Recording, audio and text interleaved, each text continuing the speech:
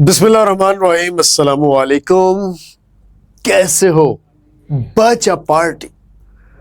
यार ये जो एमडी कैट 2026 की तैयारी कर रहे हैं और जिन्होंने मेरा पहला बेसिक कॉन्सेप्ट्स और एटॉमिक स्ट्रक्चर का वीडियो लेक्चर देखा डिस्कशन का, और उस डिस्कशन के लेक्चर को देखने के बाद तुम लोगों के 14 तबक रोशन हुए, और उन 14 तबक को रोशन करने के बाद फिर आप में से काफ़ी बच्चे गए यूट्यूब चैनल पे यूरिका एकेडमी के, और वहाँ पे जाके मेरा बेसिक कॉन्सेप्ट्स का डिटेल्ड लेक्चर देखा, जिसमें मोल एवोगाड्रो नंबर की कैलकुलेशन, स्टिशियोमेट्रिक और लिमिटिंग रिएक्टेंट और यील्ड की कैलकुलेशंस, और ये सारी चीज़ें मैंने समझाई तुम लोगों को। बहुत अच्छा लगा मुझे कि तुम लोगों ने अपने दोस्तों को रेकमेंड किया। तो ये रिकमेंडेशन का सिलसिला और बढ़ाओ। वो क्या कहते हैं सलमान खान साहब अपनी मूवी में कि ये अच्छा काम करके तुम 3 लोगों को बताओ, और उन 3 लोगों को कहो कि और आगे 3 लोगों को बताएं कि ये काम अच्छा हो रहा है। तो जनाब जी, मैं अभी इस वक्त तुम लोगों के सामने जो डिस्कशन करने लगा हूँ स्टेट्स ऑफ मैटर की करने लगा हूँ, गैसेस, लिक्विड, सॉलिड्स, और इसमें मौजूद जो कॉन्सेप्चुअल पॉइंट्स हैं वो आपके साथ शेयर करूंगा। और मैं ये क्लियर वर्ड्स में कहना चाह रहा हूँ कि एक बार लाजमी ये डिस्कशन देखने के बाद जो जो पॉइंट्स जैसे जैसे मैं तुम लोगों को बता रहा हूँ वो इन डिटेल आप लोगों ने एक दफ़ा चैनल पे जाके लेक्चर लाजमी देखना है। यूट्यूब चैनल के ऊपर ये लेक्चर मौजूद है, हमारी वेबसाइट के ऊपर भी बहुत से बच्चे जो एनरोल्ड हैं उन लोगों ने ये लेक्चर देखे हैं और बहुत ज़्यादा लाइक किया। यकीन माने, लाइक दिल से निकलता है। वो क्या कहते हैं कि दिल से जो आवाज़ निकलती है असर रखती है, पर नहीं मगर ताकते परवाज रखती है। तो मेरे कहने का मतलब ये है कि ये टेस्ट सेशन अब जब फ्री ऑफ कॉस्ट तुम लोगों को दिया जा रहा है, तो यार मुफ्त में अगर इतना अच्छा कंटेंट, कमेंट तो तुम लोग कर रहे हो कि सर मुफ्त में इतना कमाल का कंटेंट, और मुझे कमेंट्स में चोगे यार इस बंदे को कोई लालच नहीं है, कोई कुछ नहीं है। जी बिल्कुल कोई लालच नहीं है, मुझे लालच है तो सिर्फ एक चीज़ का है, और वो आप लोगों की दुआओं का है। आप लोगों की ढेर सारी दुआएं मेरी ढेर सारी लंबी उम्र और सेहत और तंदुरुस्ती के लिए होंगी। तो जनाब आपको अच्छे से अच्छा कंटेंट मिलता रहेगा, और अच्छे से अच्छा ना सिर्फ आपको कंटेंट मिलता रहेगा, और वो आपके लिए बेशुमार प्रोडक्टिव होगा। चलो आओ टेस्ट नंबर 2 की डिस्कशन करते हैं, जो कि states of matter, solids, liquids और गैसेस। और पहले ही सवाल की तरफ बढ़ूं तो बेटा देखिएगा, सवाल कहता है, जैसे कि मैंने आपसे बोला था कि यहाँ से 3 से 4 एमसीक्यूज आने हैं। ये यूनिट बेसिकली 3 यूनिट्स हैं और तीनों बड़े इंपॉर्टेंट हैं। और यहाँ से सवाल अगर बच्चा गलत कर जाए इस यूनिट का, तो फिर बेटा मेरा ख्याल में उसको डॉक्टर बनने का कोई हक हासिल नहीं है, कि ये unit simple but tricky questions लेकर आता है। न्यूमेरिकल तो है नहीं इसके अंदर। कहता है कि parameter very important for non ideal behaviour. अब मैंने आपको जैसा कि कहा कि कोई ऐसा पेपर नहीं है जिसमें आइडियल और नॉन आइडियल बिहेवियर का सवाल ना आया हो, और मैंने बड़ी डिटेल में आइडियल और नॉन आइडियल बिहेवियर को एक्सप्लेन किया। तो अब आपसे वो कहता है कि नॉन आइडियल बिहेवियर के अंदर लेस प्रेशर, लो वॉल्यूम वाला कॉन्सेप्ट है, या हाई वॉल्यूम और हाई टेम्परेचर वाला, या low temperature and high pressure वाला, या हाई टेम्परेचर और हाई वॉल्यूम और हाई प्रेशर वाला। तो बेटा नो डाउट बच्चों को ये बात बताई थी कि जब भी नॉन आइडियल बिहेवियर की बात की जाती है, तो नॉन आइडियल बिहेवियर में गैसेस जो है वो गैस लास्ट से डेविएट करते हैं। जो आइडियल गैसेस होती हैं उनके लिए मैंने बच्चों को एक सिंपल सा शॉर्टकट बताया हुआ था कि भाई एक बात ज़हन में रख लेना कि जब किसी भी किस्म की कोई भी इंटरैक्शन गैस मॉलिक्यूल्स के दरमियान ना हो, ना अट्रैक्शन हो ना रिपल्शन हो, इसको कहते हैं इंटरैक्शन। ना अट्रैक्शन ना रिपल्शन, यानी कि शरीफ हो गैस मॉलिक्यूल्स, ना किसी के काम में मुदाखलत करें बल्कि अपने काम के साथ ही काम रखें, तो उस वक्त वो आइडियल है। और नॉन आइडियल में याद रख लीजिएगा, इस वक्त इनके दरमियान इंटरैक्शंस डेवलप हो जाती हैं। और मैं बच्चों को क्लियर वर्ड में कह रहा हूं कि इंटरैक्शंस का मतलब मेरे प्यारे बच्चों होगा अट्रैक्शन, और अट्रैक्शन के साथ रिपल्शन भी मौजूद होगा। अब ये बात आप लोग ज़हन में रख लीजिएगा कि नॉन आइडियल बिहेवियर के लिए एक सिंपल सी बात बताई जाती है कि जब इंटरमॉलिक्यूलर फोर्सेस डेवलप होनी होगी तो याद रख लें काइनेटिक एनर्जी को कम करना पड़ेगा, यानी कि टेम्परेचर जो है वो लो करना पड़ेगा। और दूसरा मॉलिक्यूल्स क्योंकि दूर दूर होते हैं इंटरेक्ट करने के लिए, आपको पता है करीब आना जरूरी होता है। जब तक करीब नहीं आएंगे, पास नहीं आएंगे, तब तक इंटरेक्शन नहीं हो सकता। तो बेटे याद रख लीजिएगा हाई जो है वो प्रेशर होना चाहिए।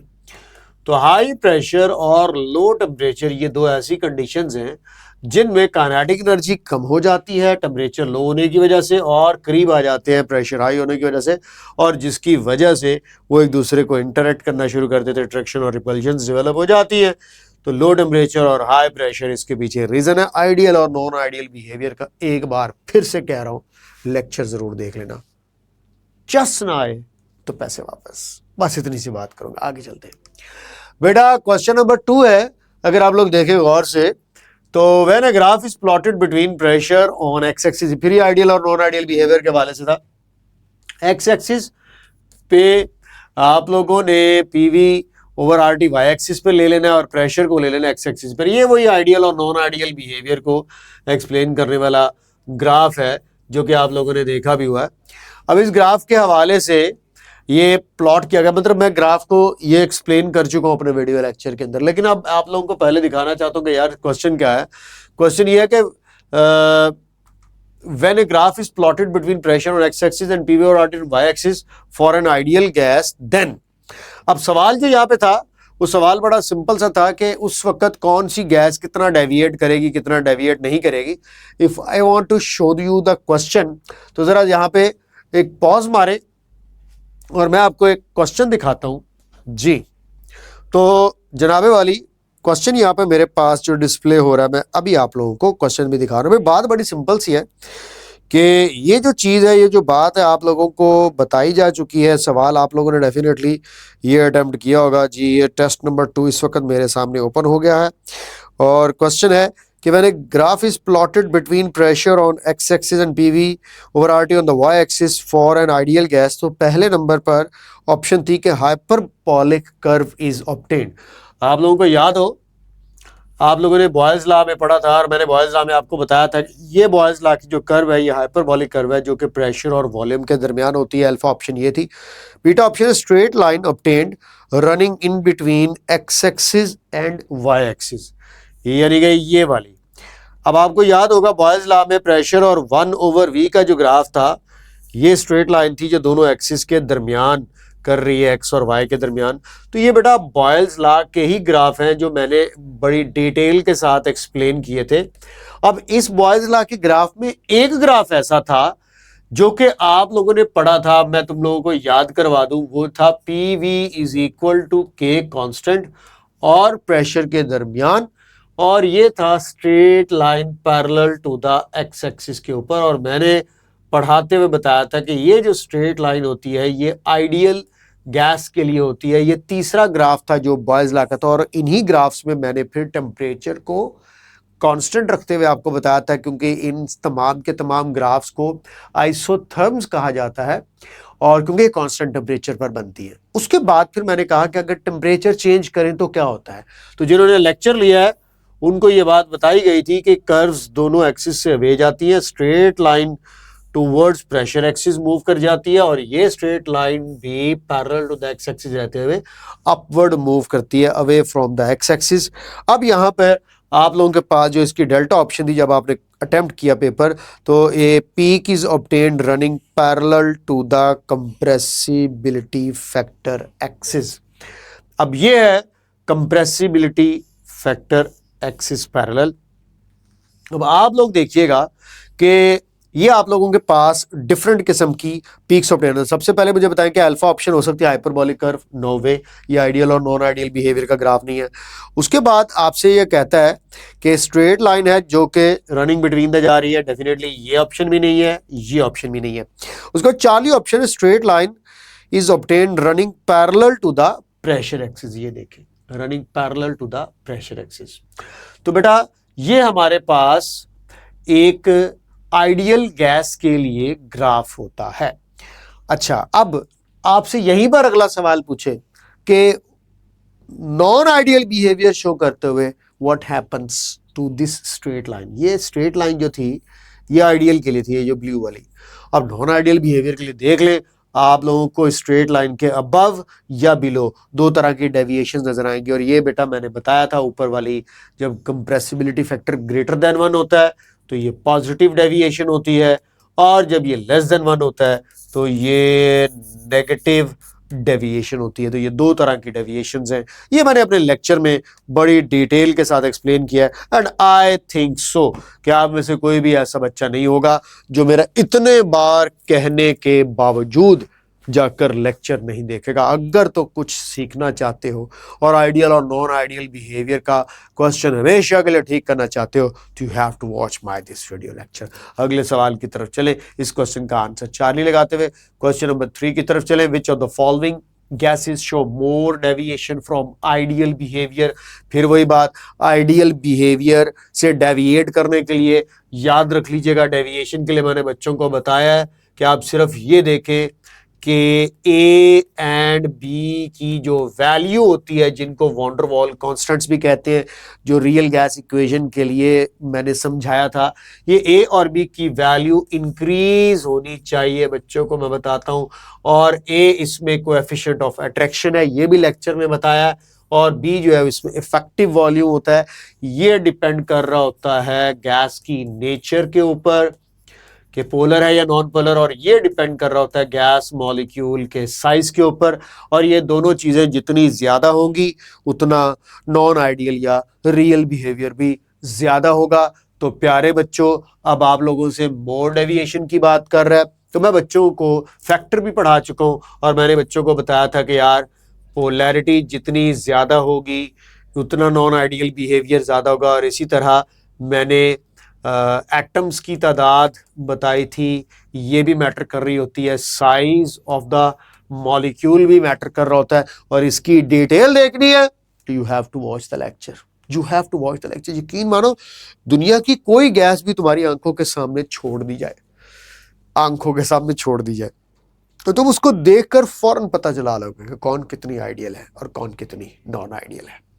तो पोलैरिटी, एटम्स, साइज, बॉन्ड्स, ये सारी चीजें रोल प्ले कर रही होती हैं। और बेटा इन सब चीजों के बढ़ने पर याद रख लो, मैं बच्चों को कहता हूं कि मोर डेविएशन, यानी कि डेविएशन का इन सब चीजों के साथ डायरेक्ट रिलेशनशिप है, यानी कि रियल बिहेवियर का इन सब चीजों के साथ डायरेक्ट रिलेशनशिप है। अब मैंने इनको एक तरतीब वाइज लिखा। अब इसमें से जो मेजर चीज होती है ना, याद रख लीजिएगा, ज्यादातर वो पोलैरिटी और साइज, इन दो चीजों पर फैसला हो जाता है।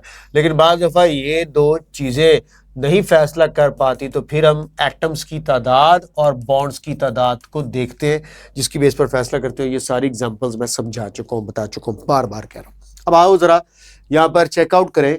ये सारी चारों की चारों ऑप्शंस में से जिस वक्त आपको गैसेस नजर आ रही हैं बेटे, ये सारी की सारी नॉन पोलर है।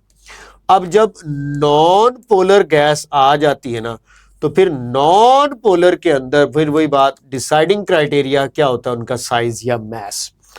जितना मैस ऑफ द गैस ज्यादा होगा उतना उसका नॉन आइडियल बिहेवियर भी ज्यादा होगा। तो ये बात बहुत आसानी से आप याद रख सकते हैं। अब देखो, कार्बन डाइऑक्साइड का 44 मैस है, नाइट्रोजन 28 मैस के साथ है, हाइड्रोजन 2 के साथ है, और हीलियम जो है वो 4 के साथ है। अब यहाँ पर साफ ज़रा डिस्कशन करवा रहा हूँ तो आपको एक ऑर्डर भी बता दूंगा, और उस ऑर्डर के अंदर आप लोगों को इन चारों गैसेस को अरेंज करके भी दिखा दूंगा, क्योंकि मुझे पता आप बहुत बिजी हो, आपके पास नहीं होना टाइम लेक्चर देखने का कि सर टाइम शॉर्ट है, टाइम शॉर्ट है। जितना टाइम तुम लोग वेस्ट करते हो ना, शायद इस जिंदगी में कभी किसी और ने किया, इतना तो आइंस्टाइन ने भी नहीं वेस्ट किया होगा। खैर, मैं बात करना चाह रहा था इनमें। अब मुझे सबसे पहले बताओ मैस किसका ज्यादा है? साफ ज़ाहिर है कार्बन डाइऑक्साइड का। तो नॉन आइडियल बिहेवियर भी ज्यादा किसमें होगा? कार्बन डाइऑक्साइड में होगा। अब इनको ऑर्डरली अरेंज करना हो तो बेटा देखिएगा, सबसे पहले डेविएशन कार्बन डाइऑक्साइड, उसके बाद मैं नाइट्रोजन गैस लेकर आऊंगा। अब साफ ज़ाहिर अगर आप मैथ्स का क्राइटेरिया सिर्फ जेन में रखोगे तो आप हाइड्रोजन और हीलियम में से आप पहले हीलियम लिख बैठोगे।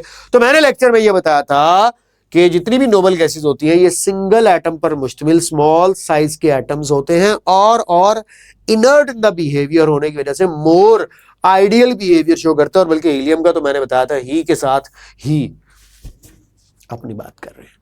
मुंडे ਤੁਹਾਡੀ ਗੱਲ हो रही है, ही अल्हम्दुलिल्लाह अल्लाह ताला ने आइडियल बनाया है। क्या बात है, क्या बात है बहनों, तुम लोगों ने नाराज नहीं होना मेरी इस बात के ऊपर। खैर, तो उसके बाद बच्चा पार्टी यहाँ पर हाइड्रोजन लगेगी और उसके बाद एंड पे हीलियम आएगी। अब देखो मैस का डिफरेंस 2 और 4 का हम लोग इग्नोर मार देंगे, यहाँ पर एटम्स की तादाद डोमिनेट करेगी। जिनके एटम्स 2 हैं हाइड्रोजन के, तो वो ज्यादा डेविएशन शो करेगा, ज्यादा रियल बिहेवियर शो करेगा as compare to the helium, जो कि नोबल गैस है। और नोबल गैसेस के बारे में मैंने बोल दिया कि सिंगल एटम होने की वजह से, इनर्ट होने की वजह से और रिलेटिवली ज्यादा आइडियल बिहेवियर शो करती है। और गल समझ आई जे कि नहीं आई जे?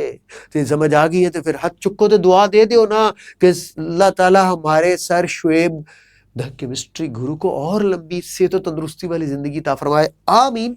आगे चलते हैं, आगे बढ़े। मैं क्वेश्चन नंबर 4 की तरफ आप लोगों के साथ डील करना चाह रहा था कि at what temperature the gas is likely to obey the kinetic molecular theory. ये सवाल मैंने आप लोगों के साथ जब एक्सप्लेन किया तो मैंने आप लोगों को ये बात बताई कि भाई जब आप लोगों के पास 3 डिफरेंट टेम्परेचर हो, मैंने जैसा कि बोला था कि ज्यादातर स्टूडेंट ने इसमें हाई को सिलेक्ट किया होगा और गलत किया तुम लोगों ने, याद रख लीजिएगा। बात हो रही थी काइनेटिक मॉलिक्यूलर थ्योरी को ओबे करने की, तो याद रख लीजिएगा kinetic molecular theory ideal gases के लिए होती है। और ऑफ कोर्स जब हम बात करते हैं आइडियल के लिए, तो आइडियल के लिए हमें करना होता है नो इंटरमॉलिक्यूलर फोर्सेस को। और इंटरमॉलिक्यूलर फोर्सेस को नो करने के लिए सबसे पहली शर्त है काइनेटिक एनर्जी हाई होनी चाहिए। मैंने काइनेटिक मॉलिक्यूलर थ्योरी जब समझाई थी, मैं नहीं बोल रहा कि मैंने पढ़ाई थी, मैंने बोला था तब भी पढ़ने और समझने में बहुत फर्क है। तो काइनेटिक मॉलिक्यूलर थ्योरी मैंने जब समझाई थी तो मैंने बोला था कि काइनेटिक एनर्जी को डिक्रीज करना पड़ता है अगर आप लोगों ने इंटरमॉलिक्यूलर फोर्सेस डेवलप करनी हो, और अगर इंटरमॉलिक्यूलर फोर्सेस नो करनी हो तो साफ ज़ाहिर है काइनेटिक एनर्जी को इंक्रीज करना पड़ेगा। तो इस पर्टिकुलर केस में मैं अपने बच्चों को ये बात बताता जा रहा हूँ, काइनेटिक एनर्जी इंक्रीज का मतलब है टेम्परेचर इंक्रीज। अब याद रख लें कि आप लोगों के सामने 3 टेम्परेचर लिखूं बेटे, 100 डिग्री सेल्सियस ये भी हाई टेम्परेचर है, 150 डिग्री सेल्सियस ये भी हाई टेम्परेचर है, और मैं कहता हूँ 200 डिग्री सेल्सियस, ये तीनों हाई टेम्परेचर हैं। और इन तीनों हाई टेम्परेचर्स पर अगर मैं तुमसे कहूं कि सबसे अच्छी काइनेटिक मॉलिक्यूलर थ्योरी कहां पर उबे हो रही होगी, तो हम लोग कहेंगे जहां पर इंटरमॉलिक्यूलर फोर्सेस का चांस मिनिमम होगा। तो बेटा याद रख ले, जितना ज्यादा से ज्यादा टेम्परेचर आपको ऑप्शन में दिया हो आप उसी को ही हमेशा सेलेक्ट कीजिएगा, क्योंकि highest the temperature more will be the kinetic energy, more will be the ideal behaviour, because least least least least least strength will be for inter molecular forces. उम्मीद है आपको बात मेरी समझ आई होगी कि यहाँ पे आपका आंसर हाईएस्ट होना चाहिए और रादर देन हाई। उम्मीद है ये बात आपको समझ आई होगी। आओ जरा क्वेश्चन नंबर 5 की तरफ चले कि Charles law is an example of. अब याद रख लो, तुम लोगों ने पढ़ा था कि वॉल्यूम का टेम्परेचर के साथ डायरेक्ट रिलेशनशिप है, तो तुम लोगों ने मोल्स को और प्रेशर को क्या कर दिया था, कांस्टेंट। तो अब आप मुझे बताएं कि प्रेशर कांस्टेंट होने पर ऑफ कोर्स हम इसको नाम देंगे आइसोबैरिक। और जब हमने बॉयल्स लॉ पढ़ा था तो उसमें टेम्परेचर को और मोल्स को कांस्टेंट रखते हुए टेम्परेचर के कांस्टेंट होने की वजह से हमने उसको बोल दिया था कि भाई ये आइसोथर्मल लॉ है। उसके बाद क्वेश्चन 6 में कहता है एग्जाम्पल पोलर मॉलिक्यूलर सॉलिड की। बच्चों फिर से सॉलिड्स वाले पोर्शन में जाके देखना, मैंने एंड पे बाकायदा तौर पर मॉलिक्यूलर सॉलिड्स की 2 टाइप्स बताई हैं कि ये पोलर टाइप के भी होते हैं और नॉन पोलर टाइप के भी होते हैं। तो अब देखिए, आप लोगों को मैं बताता चला जाऊं कि जितने भी ऑर्गेनिक कंपाउंड्स होते हैं आपको पता है वो नॉन पोलर इन नेचर होते हैं। अब नेफ्थलीन आपको पता है ऑर्गेनिक कंपाउंड है, ये भी नॉन पोलर है। आयोडीन जो है ये हमारे पास वैसे ही एक जैसे एटम्स पर मुश्तमिल है और ये कार्बन और हाइड्रोजन जैसे, तो ये भी नॉन पोलर है। उसके बाद ड्राई आइस, आपको पता है ड्राई आइस जो है ये कार्बन डाइऑक्साइड को कहते हैं, और कार्बन डाइऑक्साइड के बारे में भी सॉलिड फॉर्म में कार्बन डाइऑक्साइड को कहते हैं, और ये भी आप लोग जानते हैं ये भी नॉन पोलर होती है। और हम लोगों ने डायपोल मोमेंट वाले टॉपिक में पढ़ा था, इसके मॉलिक्यूल के डायपोल्स एक दूसरे के इफेक्ट को कैंसिल कर देते हैं, जिसकी वजह से रिजल्टेंट डायपोल मोमेंट 0, और ये नॉन पोलर इंक्लूड किया जाता है, तो एक ही बचती है हमारे पास पोलर में, और वो क्या है? शुगर, चीनी, खंड, जिन्हों ਤੁਸੀਂ ਪੰਜਾਬੀ ਚ ਕਹਿੰਦੇ ਹੋ ਸੁਕਰੋਜ਼ ਦੀ ਗੱਲ ਕਰ ਰਹੇ ਹਾਂ। ਕਿਉਂਕਿ ਯਾਦ ਰੱਖ ਲੈਣਾ ਜਿੱਥੇ ਕਾਰਬਨ, ਹਾइड्रोजन ਤੇ ऑक्सीजन आ जाएंगियां 3 एटम, बेटा याद रख ले ये हमारे पास कार्बोहाइड्रेट्स कहलाते हैं। और carbohydrates are organic in sorry polar in nature. Organic तो होते हैं, पोलर भी होते हैं। लो जी, इसके बाद आप लोग ये क्वेश्चन नंबर जो है वो 6 के अंदर जो मैंने अभी आपको एक्सप्लेन किया, ये वो चीज़ थी जो मैं एक्सप्लेन कर चुका हूँ, एलैबोरेट कर चुका हूँ। इसका स्क्रीनशॉट ले लेना। यहाँ से पेपर में सवाल आएगा कि मॉलिक्यूलर सॉलिड्स को 3 कैटेगरीज के अंदर डिवाइड किया, और ये मैंने लेक्चर के दौरान बता दिया, तो एक बार बराए मेहरबानी लेक्चर देख लेना। नॉन पोलर है, पोलर है और हाइड्रोजन बॉन्डेड है। इनकी प्रॉपर्टीज में इनकी सॉफ्टनेस के ऊपर बात हुई है, इंसुलेटर टुवर्ड्स इलेक्ट्रिसिटी बात हुई है, लो और हाई मेल्टिंग पॉइंट की बात हुई है, little bit very low melting point non polar के होते हैं। इंटरमोलिकुलर फोर्सेस कौन कौन से टाइप्स की होती है वो बताइए, और साथ में एग्जांपल्स। तो ये देखें, ये पढ़े हुए नॉन पोलर, ये पढ़े हुए पोलर, और ये पढ़े हुए हाइड्रोजन बॉन्डेड, जब ये सॉलिड स्टेट के अंदर होंगे। लो जी बच्चों, आगे बढ़ते क्वेश्चन नंबर 7 की तरफ। सॉलिड CO2 ड्राई आइस, अभी मैंने बताया किसकी एग्जांपल है, अभी जस्ट रिसेंटली बात हुई कि एक मॉलिक्यूलर सॉलिड की एग्जांपल है।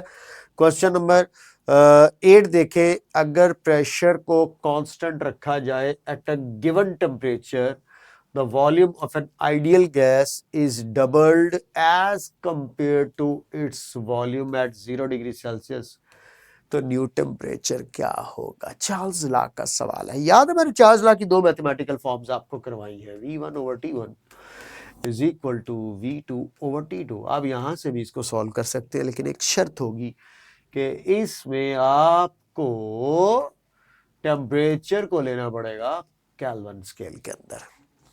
लेकिन अगर आप टेम्परेचर को सेल्सियस स्केल में रखते हुए इक्वेशन पढ़ें तो वो याद होगी आप लोगों को। VT इज इक्वल टू, पढ़ाई है मैंने, V0 इंटू 1 प्लस T/273। तो ये है मेरे पास चार्ल्स लॉ की 2 इक्वेशन, जिसमें से एक ने केल्विन स्केल पर ओबे होना है और दूसरे ने सेल्सियस स्केल पर ओबे होना है। अब सवाल बड़ा सिंपल और सादा था, इसको और आसान कर देता हूं मैं आप लोगों के लिए। बस मुझे इतनी बात का जवाब दो, प्रेशर को नहीं छेड़छाड़ करना। तो इसका मतलब है चार्ल्स लॉ अब कहता है कि किस टेम्परेचर पर वॉल्यूम एक आइडियल गैस का तुम लोगों ने डबल करना है। इसका मतलब है टेम्परेचर डबल करोगे तो वॉल्यूम भी क्या हो जाएगा? डबल हो जाएगा। यही तो कहता है Charles law, V is equal to KT। तो बच्चों अब 0 डिग्री सेल्सियस, या तो इस वैल्यू यहां पर वैल्यू पुट कर दो तो भी आंसर आ जाएगा, थोड़ा लंबा हो जाएगा, यानी कि आपको V0 यहां पर ये 0 पुट करना पड़ेगा इंटू 1 प्लस, अब यहां पर आपको साफ जाहिर है टेम्परेचर ये T फाइंड आउट करना होगा, वॉल्यूम आप लोगों को यहाँ पर जो है वो डबल पुट करना होगा, और T/273 से इसको कैलकुलेट करना होगा। ये कैलकुलेशन ऐसे भी हो सकती है, लेकिन क्यों ना मैं आपको आसान सा बताऊं कि सेल्सियस को जरा केल्विन में कन्वर्ट करें। तो ये देखिएगा बेटा, 0 degree Celsius plus 273 is equal to 273 Kelvin. अब आप जल्दबाजी में ये बीटा ऑप्शन 273 लगा बैठेंगे, भाई ये तो 0 डिग्री सेल्सियस को हमने केल्विन में कन्वर्ट किया, हमने तो वॉल्यूम को डबल करना है ओरिजिनल वॉल्यूम से। इसका मतलब है 273 केल्विन का डबल करना पड़ेगा। तो 273 केल्विन को जब मैं डबल करता हूं तो ये बनता है 546 kelvin for your kind information. किसी ऑप्शन में 546 नजर आएगा, धड़ाम से डेल्टा ऑप्शन पे पहुंच जाएंगे।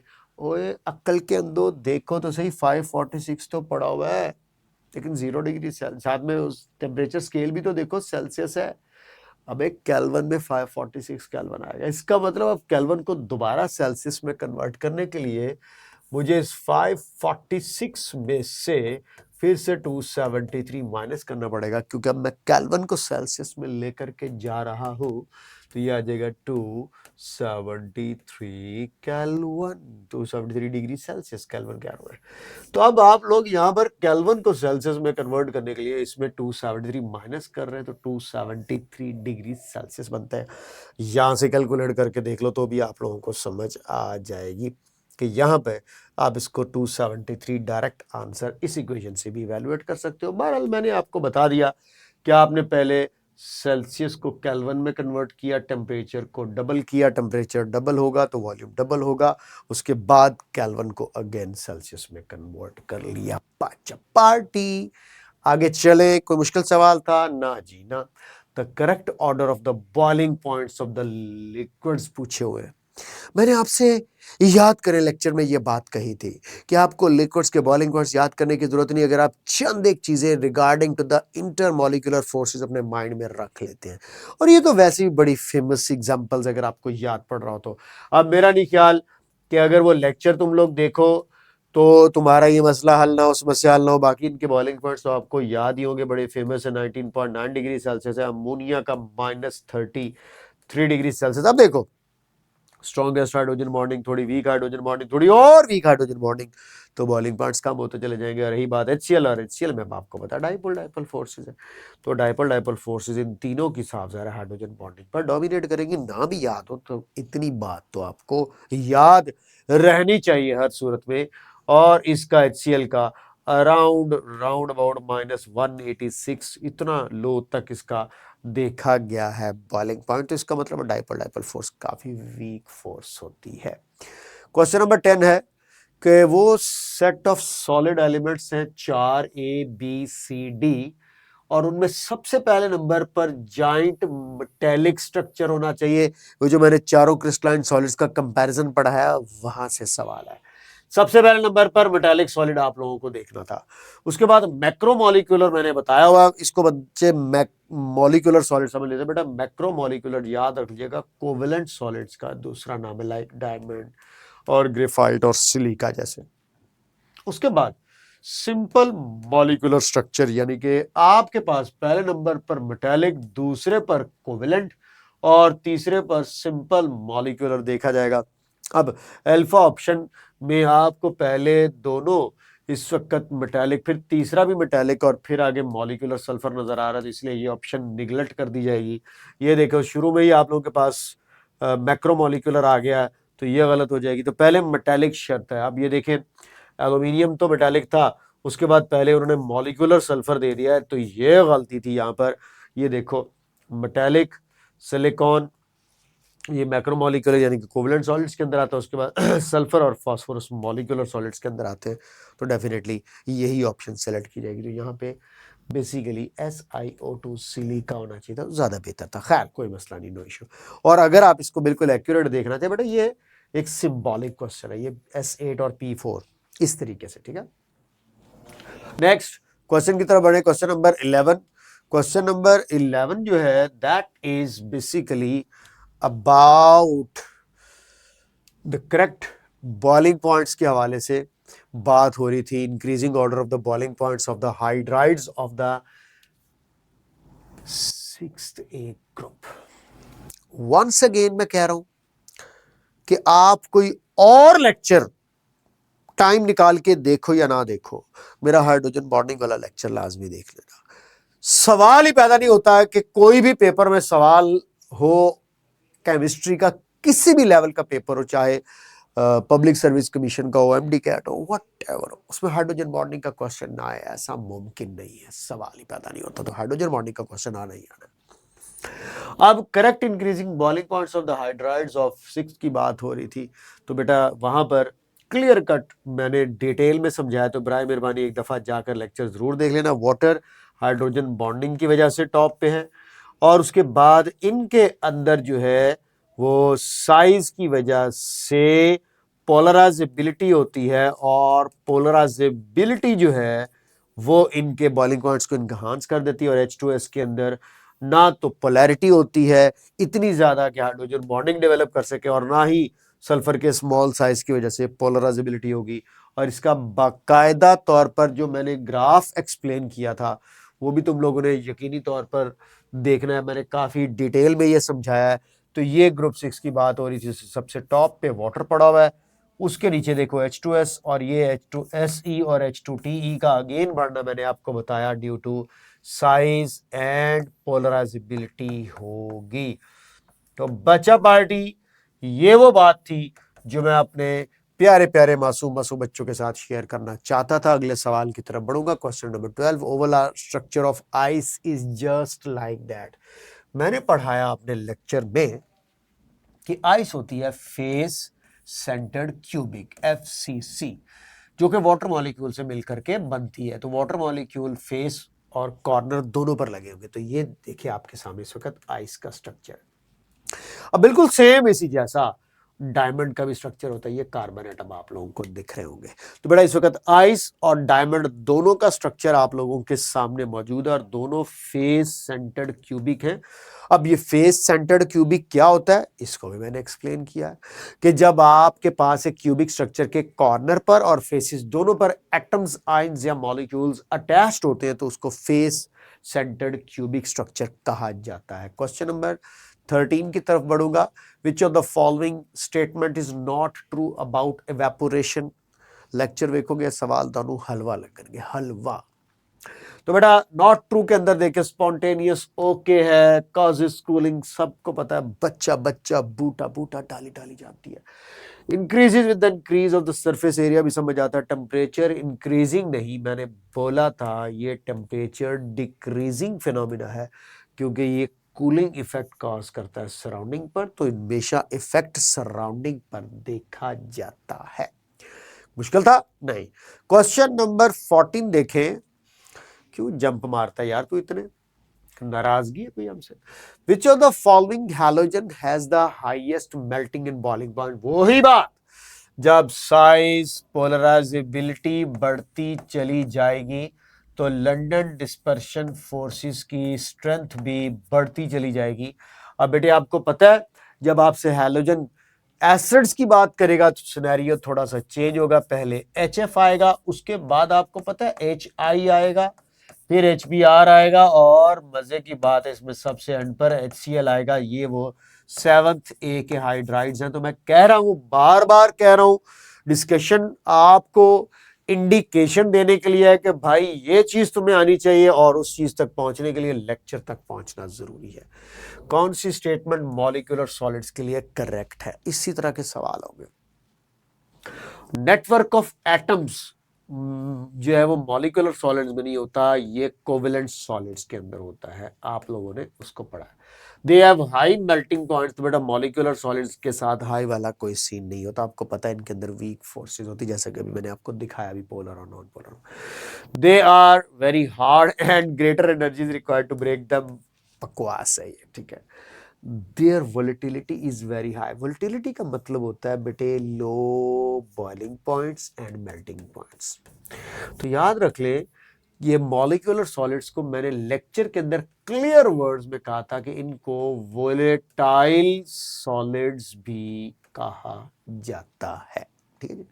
लो जी क्वेश्चन नंबर आगे चलते हैं हम। इतनी बड़ी जंपिंग मार ली हमने। लो जी बेटा क्वेश्चन नंबर 16 देखें। Covalent crystals bad conductor of electricity होती है due to the absence of free ions except. अब आपको पता है कि वाहिद जो ग्रेफाइट होता है उसके बारे में आपको पता है और ये एक्सेप्शन है। ग्रेफाइट के अंदर कार्बन के 4 बॉन्ड्स नहीं बने होते बल्कि कार्बन के 3 बॉन्ड्स बने होते हैं और कार्बन अपने वैलेंस शेल का जो चौथा इलेक्ट्रॉन है वो as a free electron layers के दरमियान घुमा फिरा रहा होता है। और आप लोगों ने जैसा कि ग्रेफाइट का स्ट्रक्चर पढ़ा इस तरह हेक्सागोनल, तो ये कार्बन एटम्स की लेयर्स होती है और कार्बन एटम्स की लेयर्स के अंदर इलेक्ट्रॉन्स होते हैं। इसलिए जब हम आते हैं परपेंडिकुलर तो ये नॉन कंडक्टर होता है और पैरेलल जो है ये कंडक्टर ऑफ इलेक्ट्रिसिटी होता है। तो माय डियर स्टूडेंट्स, मेरे लवली लवली बच्चों, ये बात अपने ज़हन में अच्छे से बैठा लो कि ये इसकी एक प्रॉपर्टी जो इलेक्ट्रिकल कंडक्टेंस की, ये इसका एन आइसोट्रोपिक बिहेवियर है। ये पेपर में सवाल आ चुका है क्योंकि एनाइसोट्रोपिक प्रॉपर्टी क्रिस्टलाइन सॉलिड्स की एक ऐसी प्रॉपर्टी है जिसमें वो अपनी प्रॉपर्टीज को वेरिएशन में डालते हैं along with the direction. Lecture देख लेना एक बार।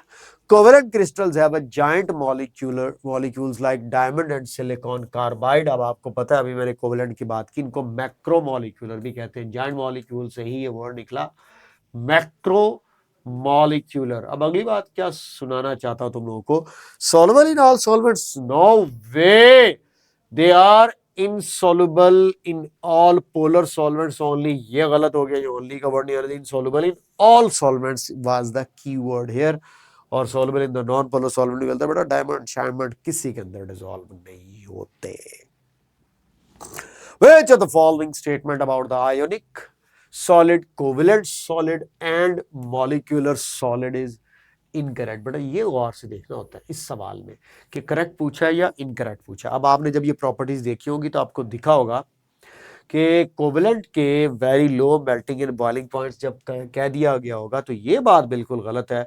कोवलेंट के हम लोग पढ़ चुके हैं कि नेटवर्किंग की वजह से highest melting and boiling points होते हैं। बाकी देखें, एग्जांपल देख लो, बाकी पार्टिकल्स देख लो, जो बेसिक यूनिट जिससे मिलकर बना इलेक्ट्रिसिटी की कंडक्शन देख लो, सब कुछ होके जा रहा था। मास वाई ये जो डेल्टा ऑप्शन है इसके अंदर आकर रोला पड़ा तो आपको ये सिलेक्ट करना पड़ा। आसान सवाल है, आइडेंटिफाई करो इमॉर्फस सॉलिड। अब आप लोगों को मैंने मॉर्फस और क्रिस्टलाइन सॉलिड में कितनी प्यारी वो सिट्टे वाली एग्जांपल देकर ये क्लियर किया था। सिट्टे वाली एग्जांपल पिक्चर दिखाई थी कि क्या क्या क्रिस्टलाइन सॉलिड्स के अंदर फीचर्स होते हैं और किस तरह उनका शार्प मेल्टिंग पॉइंट अंडरस्टैंड करना होता है। तो ये भी क्रिस्टलाइन, ये भी क्रिस्टलाइन। तो बेटा सेलुलोज जो है, ये जो स्टार्च है, ये हमारे पास नॉन क्रिस्टलाइन या इमॉर्फस सॉलिड्स होते हैं। पोलर मॉलिक्यूलर सॉलिड ढूंढना था तो शुगर एंड आइस, यानी कि अब यहां पर यही सवाल इन दी फॉर्म ऑफ पेयर आपसे पूछ लिया गया, फ्रीक्वेंटली पूछे जाने वाले सवाल। आइडेंटिफाई करो इनकरेक्ट स्टेटमेंट, फिर वही प्रॉपर्टीज देखें तो molecular solid their basic unit atom नहीं होता बेटे, साफ ज़ाहिर है। मॉलिक्यूल और सॉलिड की बात करें तो साफ ज़ाहिर है बेसिक यूनिट उसका जो है वो मॉलिक्यूल होगा। आयनिक सॉलिड्स हार्ड और ब्रिटल व ठीक था, मेटालिक सॉलिड मैलिएबल और डक्टाइल भी ठीक था। इन प्रॉपर्टीज पर मैं कोई टाइम नहीं वेस्ट कर रहा। When water freezes at 0 degree Celsius, अब मैं फिर वही बात करूंगा कि मैंने डेंसिटी का टेम्परेचर के साथ वेरिएशन कितनी डिटेल में पढ़ाया है। और यूएचएस के आप पीएमडीसी के पास पेपर उठा के देखो, multiple time maximum density, minimum density, water की, आइस की, कब कब किस किस तरह टेम्परेचर के साथ वेरिएशन आनी, मैंने एक एक चीज क्लियर की है। तो एक दफा जाकर लेक्चर देख लेना, सारी जिंदगी दुआएं दोगे इंशाल्लाह। When water freezes at 0 degree Celsius, इसकी डेंसिटी डिक्रीज होती है और इसकी वजह साफ ज़ाहिर उसके अंदर वो एम्प्टी हेक्सागोनल स्पेसिस बनती है, जो कि मैंने काफ़ी ज़्यादा डिटेल के साथ बता दिया था। वाटर के मॉलिक्यूल्स की हेक्सागोनल अरेंजमेंट होने की वजह से टेट्राहेड्रल पैटर्न को एक्सटेंड करते हुए। डायमंड है, सिलिकॉन कार्बाइड है, ऑक्साइड है, ये सारे के सारे ये प्रॉपर्टीज शो करेंगे। मास सिवाय इनको network solid okay, they have open structure okay. तो powder diamond and silicon carbide used as abrasive. Abrasive बेटे याद रख लीजिएगा, खुरदरे एलिमेंट्स को कहते हैं। मैं समझाता हूँ, रेगमार देखा है वो जिसके साथ जंग वगैरह उतारा जाता है, तो ऐसे मटेरियल्स को एब्रेसिव मटेरियल्स कहा जाता है। वो रेगमार एक एब्रेसिव मटेरियल है। Melting and boiling points of silicon carbide is higher than that of diamond. ना जी ना, 3600 डिग्री सेल्सियस बेटे इस दुनिया का सबसे ज्यादा मेल्टिंग पॉइंट शो करने वाला नेचुरली जो कंपाउंड है वो डायमंड है। तो याद रख लीजिएगा, ये बात गलत है कि सिलिकॉन कार्बाइड को आप डायमंड के ऊपर जो है वो फोकियत दे दो, कार्बन एटम के टेट्रावेलेंट होने का मुकाबला नहीं कर सकता ये। Question 24. Which of the following statement about the ionic solids, covalent solids and molecular solid is again incorrect की बात हो रही है बेटा। ये सवाल मल्टीपल टाइम आए हुए हैं। प्रॉपर्टी देखो दी हुई थी, सॉल्युबिलिटी की बात की जा रही है। अब ionic soluble in the polar solvent लिखा हुआ है। कोवेलेंट सॉल्वेंट में कहता है rapidly soluble in the polar and non polar solvent. बेटा अभी हम पढ़ के आए थे कि कोवेलेंट किसी भी किस्म के सॉल्वेंट में किसी सूरत में डिसॉल्व नहीं होते।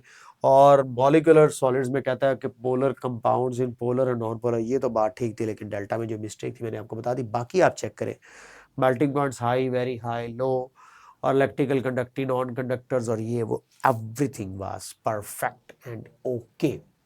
25 द रीजन। हाँ जी, ਇੱਥੇ मैं ਤੁਹਾਨੂੰ ਰੋਕਾਂਗਾ, ਇੱਥੇ मैं ਕੰਮ ਦੀ ਗੱਲ ਜਿਹੜੀ ਤੁਹਾਨੂੰ ਸਮਝਾਵਾਂਗਾ, ਜਿਹੜੀ ਤੁਹਾਨੂੰ ਸਮਝ ਨਹੀਂ ਪੈਗੀ। ਇਹ ਗ੍ਰਾਫ ਵਿੱਚੋਂ 50 ਸਵਾਲ ਬਣਾ ਲਓ। इतना इंपॉर्टेंट ग्राफ है ये। ग्राफ बेसिकली क्या है? ये है फेज चेंज डायग्राम का ग्राफ। यहां मैं 3-4 मिनट लगा दूंगा। इस फेज चेंज डायग्राम में आपको ढेर सारे कॉन्सेप्ट्स देकर के जाऊंगा, क्या याद रखोगे? सवाल कहता है the reason in the diagram. बेटा मैं ये सवाल आपको नहीं समझाऊंगा, मैं पहले आपको ग्राफ सारा समझाऊंगा, उसके बाद फिर सवाल आपको खुद ही समझ आ जाएगा। लेकिन आइडिया दे देता हूं कि लिक्विड वाटर की बात हो रही है और लिक्विड वाटर के बारे में कहता है कि चेंज भी होनी चाहिए, क्या?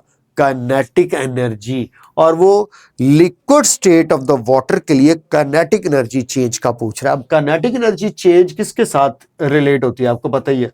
टेम्परेचर के साथ। तो हम सबसे पहले इस ग्राफ में ढूंढेंगे कि लिक्विड वाटर कहां पर मौजूद है, नंबर 1। फिर हम ढूंढेंगे कि टेम्परेचर कहां पर चेंज हो रहा है।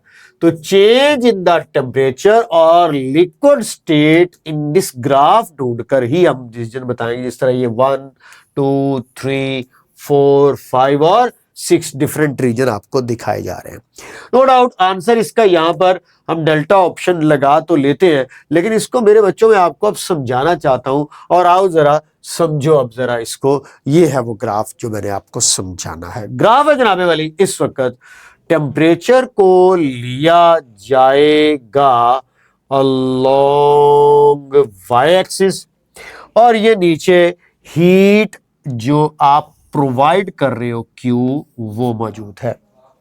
अब आप लोगों के सामने देखिए सॉलिड स्टेट भी आपको दिख रही होगी, आपको उसके बाद मेल्टिंग दिख रही होगी, फिर लिक्विड स्टेट आ रही होगी, फिर बॉइलिंग दिख रही होगी और फिर गैसियस स्टेट। यानी कि गैसियस स्टेट कहां पर है, लिक्विड स्टेट कहां पर है, सॉलिड स्टेट कहां पर है, कौन कौन सा टेम्परेचर है जिससे आप ये इंडिकेशन लोगे। फिर ये देखें ये मेल्टिंग टेम्परेचर है और ये एक बॉइलिंग टेम्परेचर है। आओ जरा इन जगहों को एलोकेट करते हैं। ये मैं आपके सामने 1 कर देता हूं, ये 2 कर देता हूं, यहां पर 3 कर देता हूं, ये 4 कर रहा हूं, ये 5 कर रहा हूं और ये मैं 6 कर रहा हूं। तो 1 से लेकर 6 तक इस वक्त मेरे प्यारे बच्चों आपको मैंने पॉइंट्स बना करके दे दिए। अब देखिएगा यहां पर टेम्परेचर फॉर एग्जांपल हम स्टार्ट लेते हैं बेटे -10 से स्टार्ट ले लेते हैं। -10 यहां पर हम कह देते हैं कि ये 0 डिग्री सेल्सियस टेम्परेचर है और उसके बाद यहाँ पर मैं आप लोगों को कह देता हूँ कि भाई ये 100 डिग्री सेल्सियस टेम्परेचर है। तो -10 से अब आ गए हैं आप लोग -10 से ये -4, यानी कि -10 से लेकर ये 0 डिग्री सेल्सियस यहाँ तक इतने रीजन में आपको सॉलिड स्टेट देखने को मिलेगी। और सॉलिड स्टेट में आप लोग देखेंगे कि मुसलसल आपको टेम्परेचर इंक्रीज होता हुआ दिख रहा है। तो सॉलिड स्टेट के लिए काइनेटिक एनर्जी यहाँ पर इंक्रीज हो रही होगी जब आप हीट प्रोवाइड कर रहे होगे। तो आप हीट दे रहे हो, हीट फिजिकल स्टेट चेंज नहीं कर रही बल्कि इंटरमॉलिक्यूलर फोर्सेस को अभी ब्रेक कर रही है।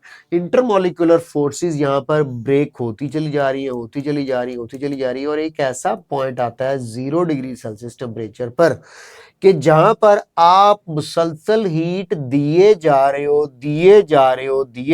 हो मगर टेम्परेचर जो है वो 0 डिग्री सेल्सियस का 0 डिग्री सेल्सियस ही है, उसमें कोई रद्दो बदल नहीं आ रहा। तो बेटे मुझे बताएं यहां से लेकर यहां तक पॉइंट नंबर 2 से लेकर पॉइंट नंबर 3 तक क्या आपने हीट क्यों देना रोक दी? नहीं, आप हीट दे रहे हैं लेकिन वो हीट अब यहां पर फिजिकल स्टेट को चेंज कर रही होगी, यानी कि इसको हीट ऑफ फ्यूजन कहते हैं।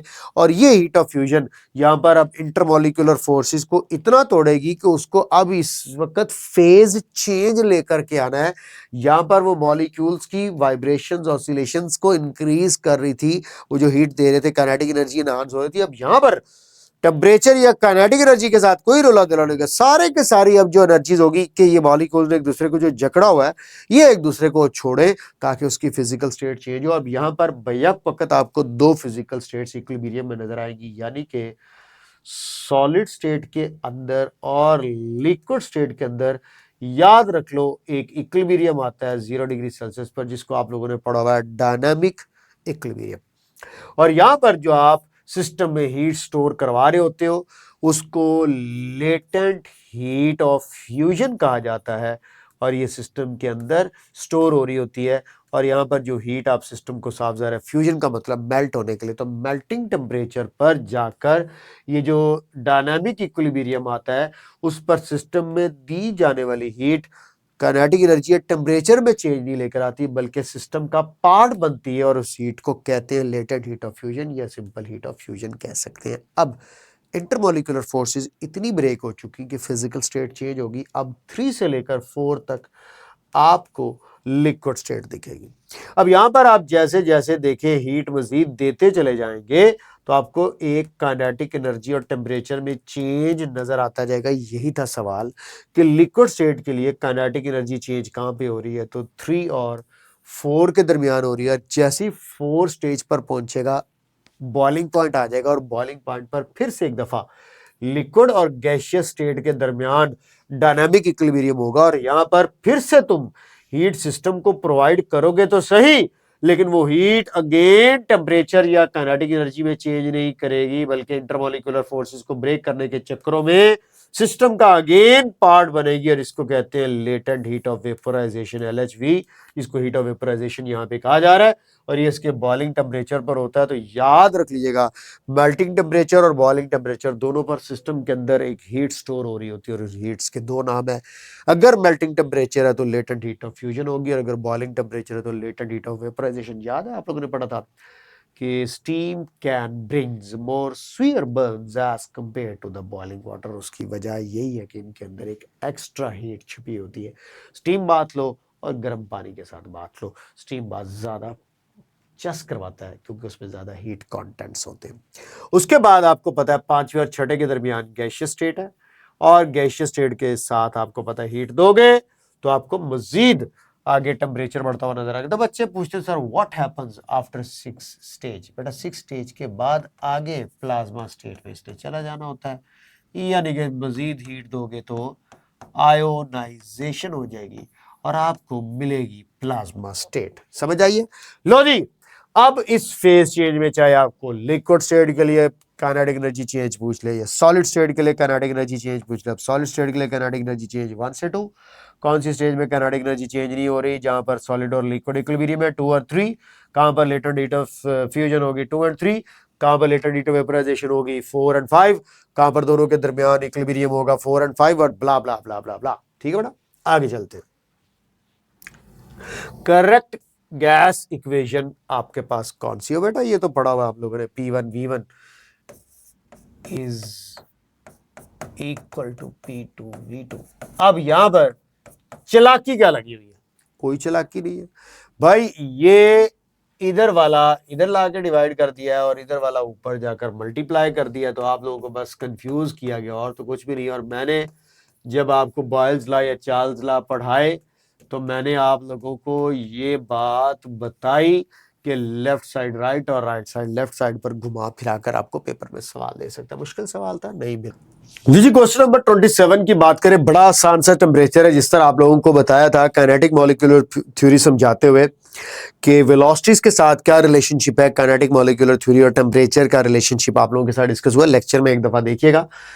Bye what factor does the average velocity of the gas molecules increase की बात कर रहा है। इसका मतलब है velocities increase हो रही तो साफ ज़ाहिर है टेम्परेचर भी increase हो रहा होगा।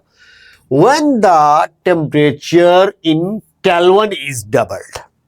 अब आप लोगों को रिलेशनशिप बताया हुआ है कि यार काइनेटिक एनर्जी का टेम्परेचर से डायरेक्ट रिलेशनशिप है। ये तो हम लोग जगह जगह पे पढ़ते हैं, लेकिन एक्चुअली रिलेशनशिप क्या है याद रख लीजिएगा। आप लोगों को चाहे एवरेज वेलोसिटी की बात करें या काइनेटिक एनर्जी की बात करें, तो आप इसको काइनेटिक एनर्जी एवरेज वेलोसिटी अगर कंसीडर करें तो याद रख लीजिएगा, इसके लिए आप लोगों ने एक बात याद रख लेनी है कि टेम्परेचर का अंडर रूट लिया जाता है, उसके साथ अंडर रूट के हिसाब से रिलेशनशिप। मैं आपको इक्वेशन याद करवाता हूं, आप लोगों ने पढ़ी हुई है। V average is equal to 8RT over pi m under root. कुछ याद आया आप लोगों को? जी बिल्कुल याद आ गया। अब इसमें 8 कांस्टेंट, r कांस्टेंट, पाई और m ये सारी चीजें कांस्टेंट हैं। तो इन सारे कांस्टेंट्स और इक्वलिटी के साइन को मैं खत्म करूं तो किस में कन्वर्ट कर दूंगा, प्रोपोर्शनैलिटी। अब प्रोपोर्शनैलिटी में मेरे पास टी अंडर रूट बचता है। अब तुम्हें कहता है कि केल्विन स्केल का ये जो टेम्परेचर है इसको डबल करो। तो मेरे प्यारे बच्चों, अब मैं क्या समझाता फिर तुम लोगों को कि ये जो v आप लोगों के पास एवरेज है इज इक्वल टू 2 जो है वो अंडर रूट होगा।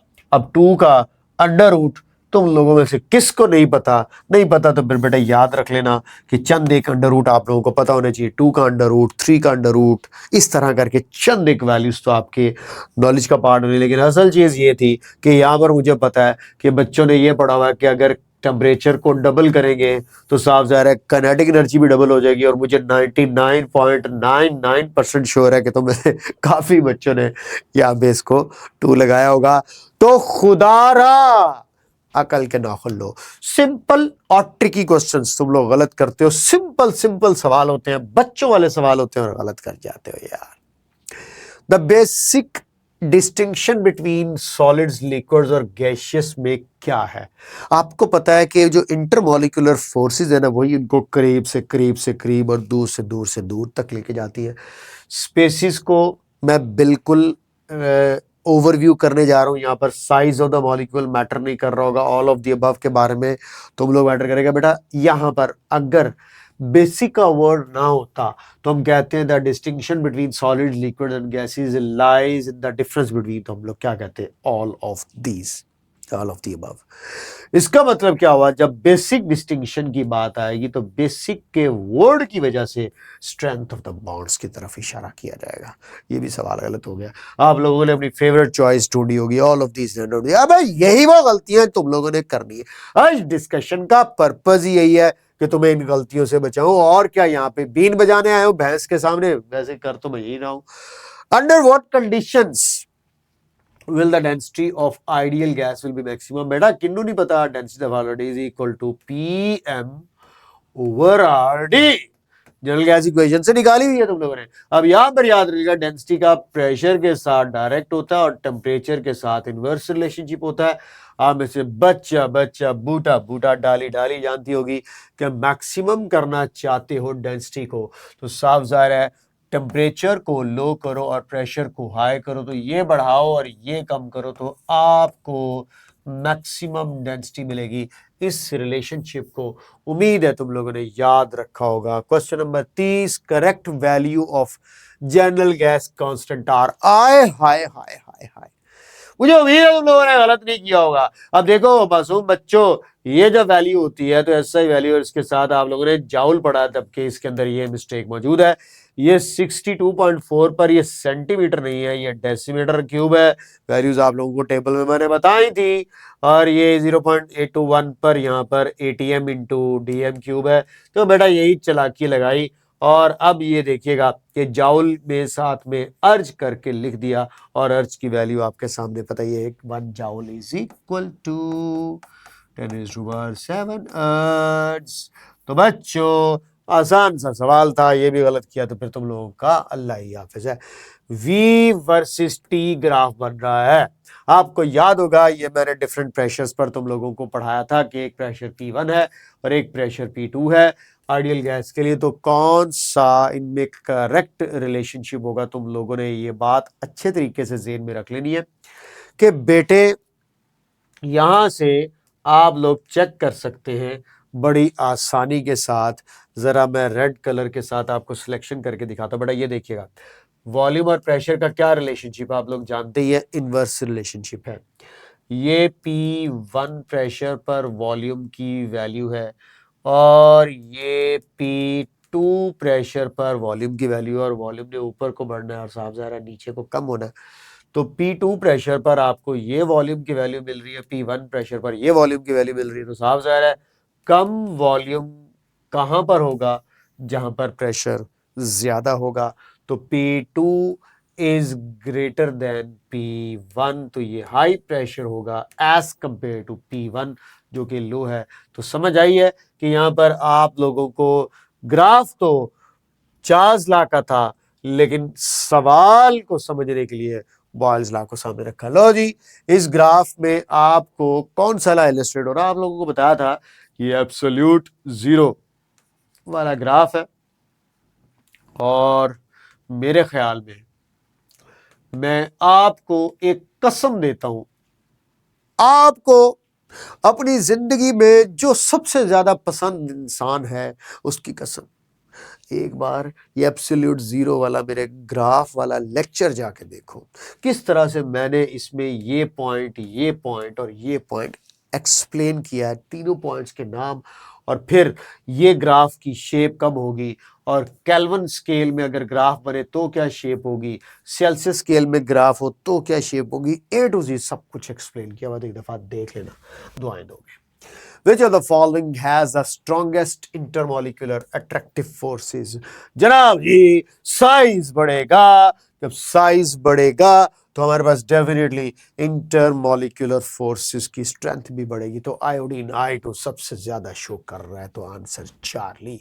Forces present between the ions and water molecules are known as, कौन जानता है, आयन डाइपोल फोर्सेस कहते हैं। जिस तरह मैंने बताया था कि these are not true intermolecular forces, ये वाटर मॉलिक्यूल्स आकर अगर सोडियम के कैटाइन को सराउंड करते हैं तो बेटा एक आयन की और एक पोलर मॉलिक्यूल की ये जो फोर्स ऑफ अट्रैक्शन डेवलप होती है, इसको आयन डाइपोल फोर्स कहा जाता है। इंटरमोलिकुलर फोर्सेस के स्टार्ट में ही मैंने कहा था, उनका एक और नाम भी दिया था मैंने, याद है कुछ नाम?